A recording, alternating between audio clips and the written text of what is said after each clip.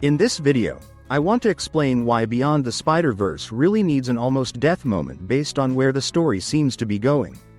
The fight against the Spot is clearly going to be extremely tough, and it doesn't look like he will be easy to beat.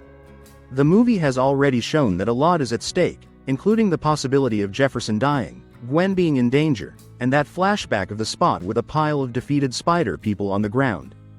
Because of all that, it makes sense for the film to include a moment where one of the main characters comes very close to dying.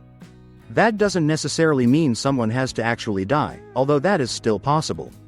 What matters most is that the story needs a scene that raises the emotional tension and makes everything more serious. A moment like that would hit especially hard if it involved Miles or Gwen. No, no, no, no, no, no, no, no, no! Miles! No! No, no, no, no, no! Please, no! Miles! Come on! Miles is the most obvious choice because he is determined to do whatever it takes to save his father and protect his universe. He is definitely going to face the Spot at some point, and since the Spot is so powerful, that battle could easily push Miles to the edge. Anything could happen during that fight. Gwen also makes sense for this kind of moment. Her story is already focused on redemption and on fixing what went wrong between her and Miles. Right now, words alone are not enough to repair that damage. She needs to prove herself through action.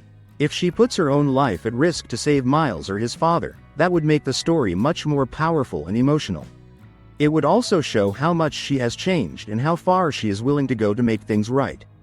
This also fits with the larger message of the Spider-Verse films. The franchise keeps saying that anyone can wear the mask, and that being Spider-Man is not just about tragedy. You are not trapped by fate. You can make your own choices and shape your own story instead of letting the story control you. That is why the usual Spider-Man idea, where someone important always dies and the hero suffers because of it, is being challenged here. The films seem to be saying that Miles and Gwen doesn't have to follow the same painful pattern every other Spider-Man story has followed. So if the movie follows that idea properly, then Gwen's death wouldn't make any sense. It would go against the biggest theme in the story, which is defying fate. Everyone keeps telling me how my story is supposed to go. Nah, I'm gonna do my own thing. Miles and Gwen are supposed to have the chance to break the so-called canon and prove that their story doesn't have to end the way the universe expects it to. That is why an almost death moment works better than an actual death. It keeps the emotional weight, raises the stakes, and still supports the message that Miles is writing his own story instead of obeying a fixed fate.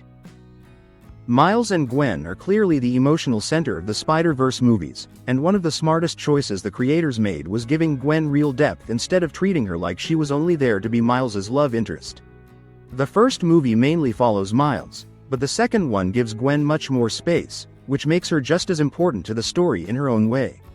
That balance is a big reason their connection matters so much, because the movies don't treat her like a side character who only exists around the main hero.